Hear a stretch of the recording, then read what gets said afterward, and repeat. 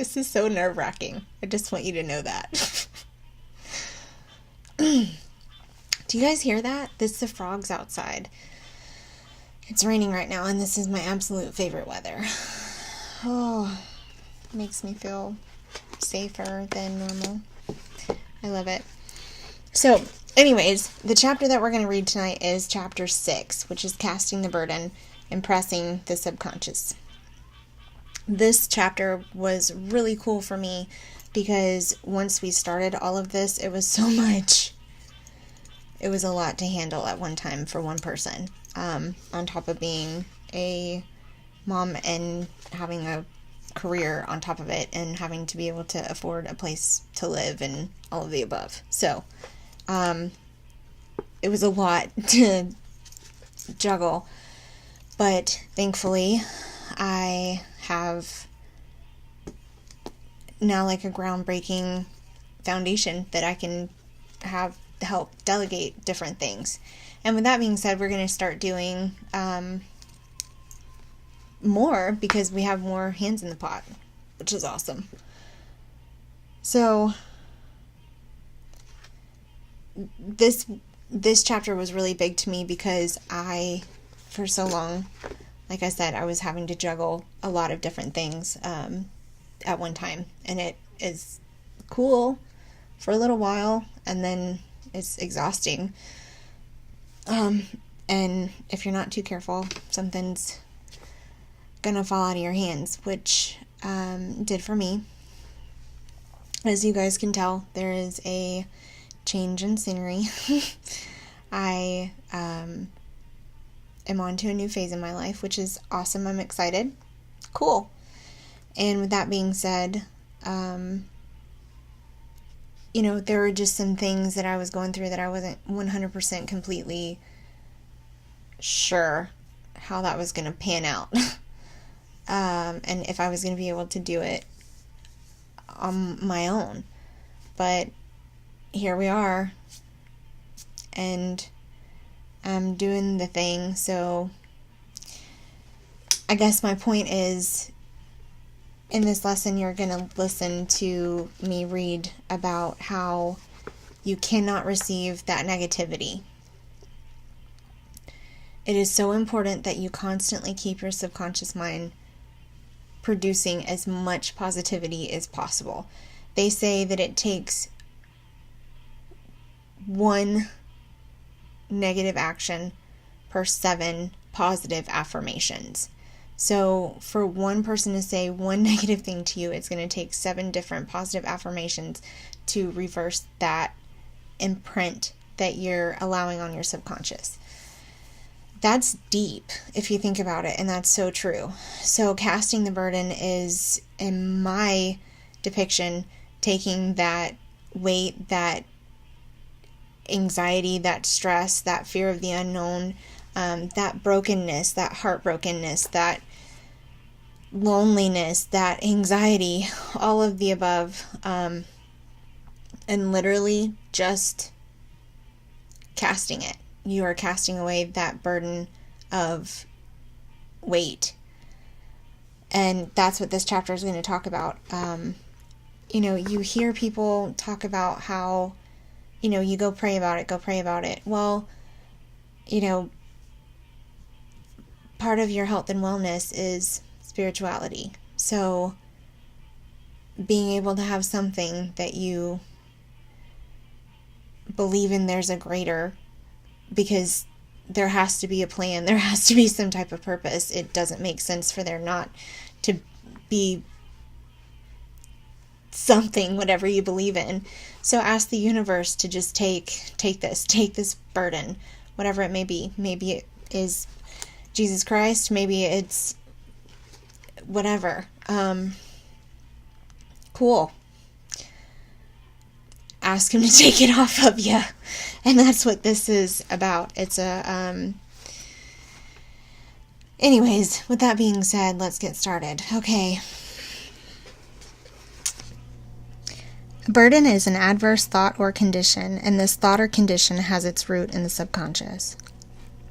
Casting the burden, impressing the subconscious.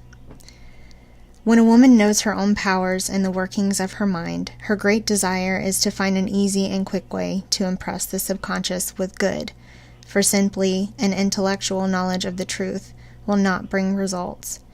In my own case, I found the easiest way is in casting the burden. A metaphysician once explained it in this manner. He said, "The only thing that gives anything weight in nature is the law of gravitation. If a boulder could be taken high above the planet, there would be no weight in that boulder." And that is what Jesus Christ meant when he said, "My yoke is easy and my burden is light."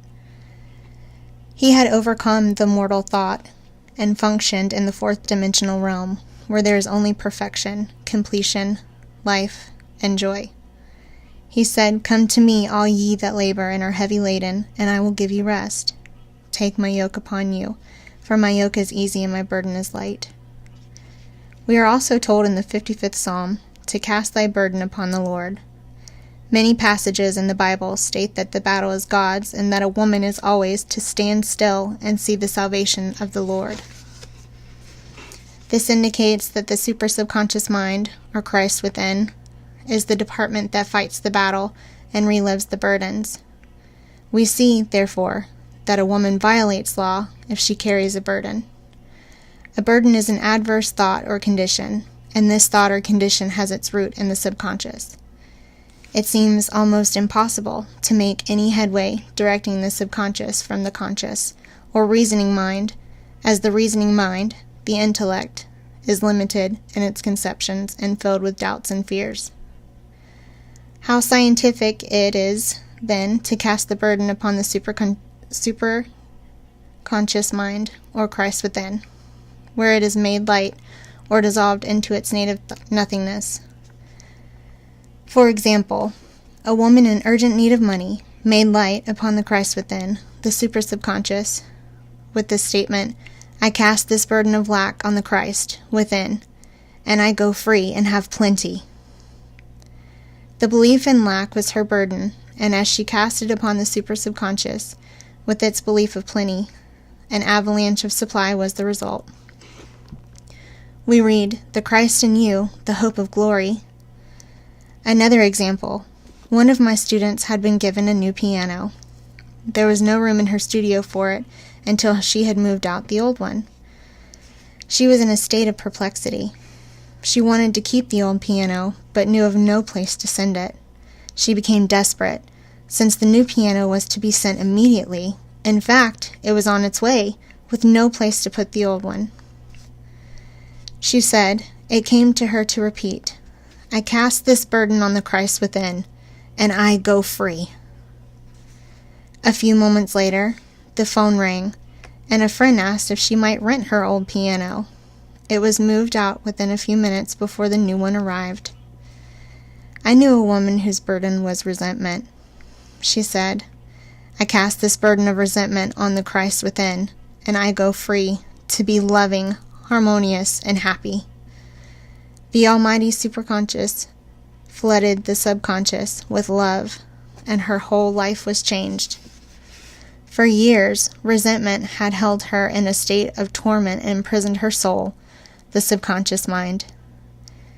The statement should be made over and over and over, sometimes for hours at a time, silently or audibly, with quietness but determination. I have often compared it to winding up an old clock. We must wind ourselves up with the spoken words. I have noticed in casting the burden, after a little while, one seems to see clearly.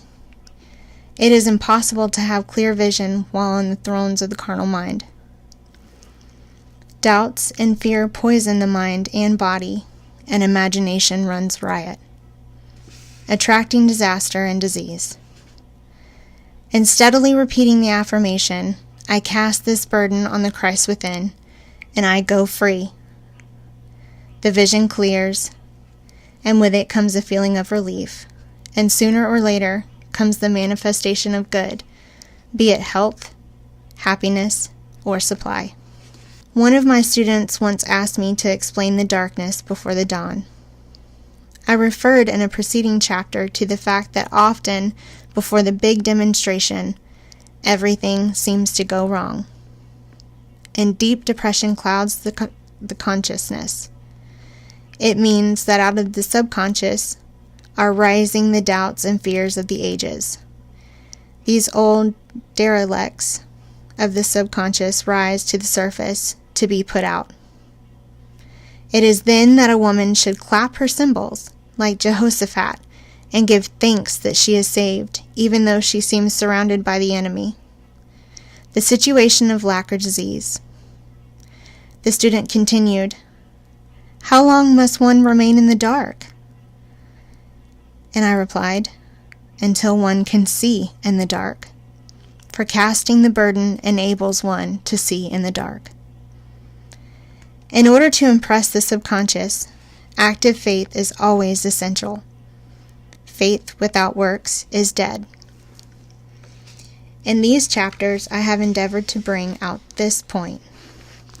Jesus Christ showed active faith when he commanded the multitude to sit down on the ground before he gave thanks for the loaves and the fishes. I will give another example showing how necessary this step is. In fact, active faith is the bridge over which a woman passes to her promised land. Through misunderstanding, a woman had been separated from her partner, whom she loved very deeply. Her partner refused all offers of reconciliation and would not communicate in her with any way. Coming into the knowledge of spiritual law, she denied the appearance of separation. She made this statement, "There is no separation in divine mind. Therefore, I cannot be separated from the love and companionship that are mine by divine right." She showed active faith by keeping her in her thoughts every day, therefore impressing the subconscious with a picture of her return. After a year had passed, she never wavered, and one day her partner walked in. The subconscious is often impressed through music. Music is a fourth-dimensional quality and releases the soul from imprisonment. It makes wonderful things seem possible and easy of accomplishment. I have a friend who uses music daily for this purpose. It puts her in perfect harmony and releases the imagination. Another woman often dances while making her affirmations. The rhythm and harmony of music and motion carry her words forth with tremendous power. The student must remember also not to despise the day of small things. Invariably, before a demonstration come signs of land. Before Columbus reached America, he saw birds and twigs that showed him land was near. So it is with this demonstration, but often the student makes it for the demonstration itself and is disappointed. For example, a woman had spoken the word for a set of new dishes. Not long afterwards, a friend gave her a dish that was old and cracked. She came to me and said, "Well, I asked for a set of dishes, and all I got was a cracked plate." I replied, "The plate is only a sign of land. It shows your dishes are coming. Look upon it as a bird and seaweed." Not long afterward, the dishes came. Continually making believe impresses the subconscious. If one makes believe she is rich and makes believe she is successful, in due time she will Children are always making believe, and except ye be converted and become a little child, ye shall not enter the kingdom of heaven.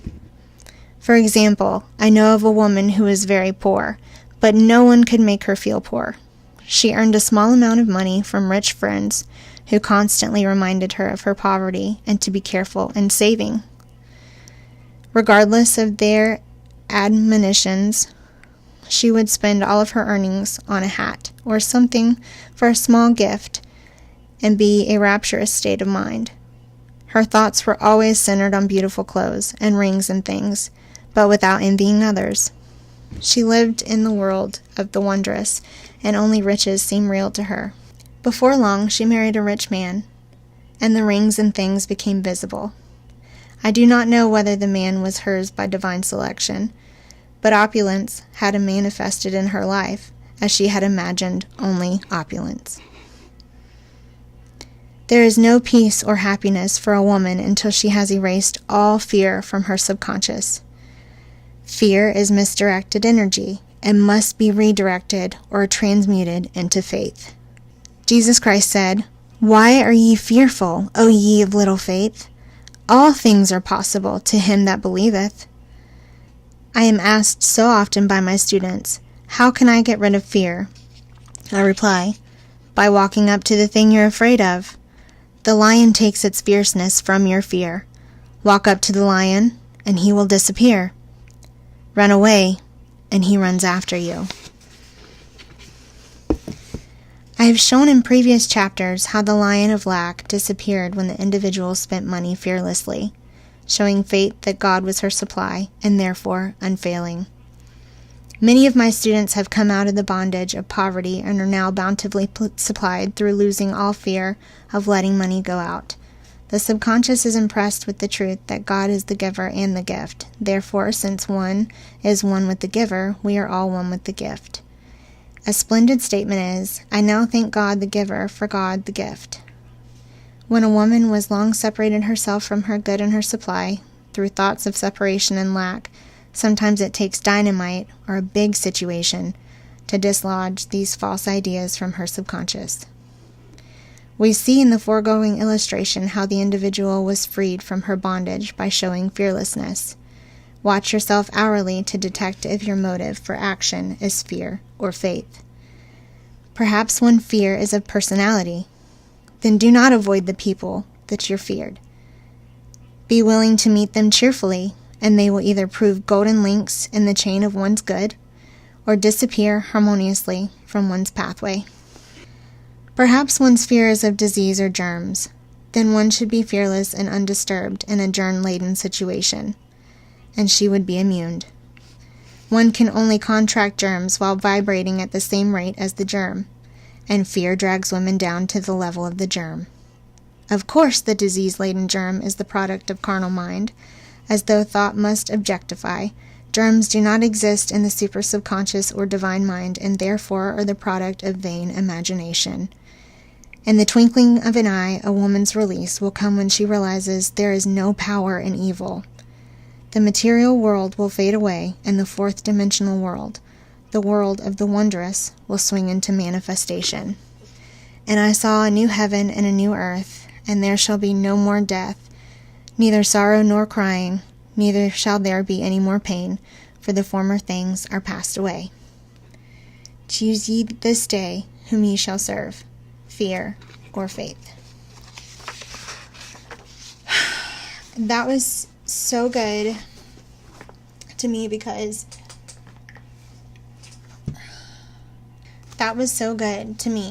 I feel like there was a lot of things in that chapter that I could relate to. One was definitely meeting Mermaid Stace, who has come on as being a part of the executive board with Change the Face of Depression, and meeting Fairy Lens, because those two links are huge for me right now. I needed them, and I feel like, I asked for a lead and God gave me one. And there's also, people that I believe are brought into your life for a season. They come in and you need them for just that time, like just that amount of time in your life. And maybe it's not until years later sometimes that you kind of see what their place was, and it makes sense, and life comes full circle, and you're able to realize, wow, that was a huge teacher for me. Wow, that person played a pivot point in my life. Wow, that person set me to a new level, and that standard has been set, and there will be no more going below that standard. Those are extremely important. And I feel like also casting the burden is that moment when you're sitting in the shower while the shower's just running right on top of you, and you're just crying. You just release it. That's what this is. This is saying every single one of us has those moments. That's what Change the Face of Depression is. We all have those things that we go through that are extremely earth-shattering, and at that moment you don't feel like there's life beyond this point. But there is. It's incredible how that happens and how things shape you. Like, you're on this interstate and you just get off the exit. All right, you got off that exit. That party was fun. I'm ready to go home now. You know, you get back on the exit and you get to figure out, where is this interstate going to take you? Where's your final destination? Where do we go from here? That's casting the burden, saying, listen, I'm not going to take this anxiety anymore. I know that I'm made for more than this situation, so lead me through it. Point me in the right direction. I take off this burden, I cast it, and I'm just gonna allow you to take me where you need to go. You know, there's so many different lessons in here. There's so many things that I personally am trying to also apply to my life. I'm doing the 1-year challenge. I don't think this is the thing. I just made it up for me. This is what I'm doing. I made it to a point where I realized I was putting more energy into other people than I was into my one life. Like, I'm like a train. You gotta get on there real quick. Like, I'm not stopping anytime soon. I'm going really fast. You gotta hop on with me. I don't have time to stop, type thing. And if, you know, you're not helping push me forward, you're not building me up, then I'm busy. And that's, you know, the 1-year covenant. I'm taking everything that I would put into potentially vain relationships into Change the Face of Depression. And I hope you guys enjoy this chapter reading. I'm doing it because maybe somebody will. I'm only going to get better with every one. You guys try reading a full chapter out loud and see how easy it's not. So I hope you enjoyed it. And I'm going to try really to goal to do this every Monday. So again, this is the complete writings of Florence Scovel, Shinn for women, her ageless wisdom for today. I hope you guys could see that because I just sat here and, okay, yeah. Papa John's got this for me at the Chamblin bookmine. It's there. You can find it online, I'm sure, but I'm highly enjoying it. I'm on chapter 11. I'm going backwards for you guys because this is not a book that you want to sit down and read all in a day. I don't recommend it because that is so much knowledge that you want to really be able to process it. Like, you want to really be able to enjoy it. It's more like a weekly study.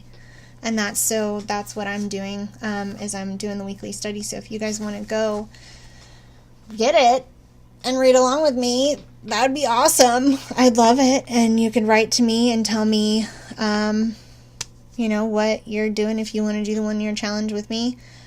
Awesome.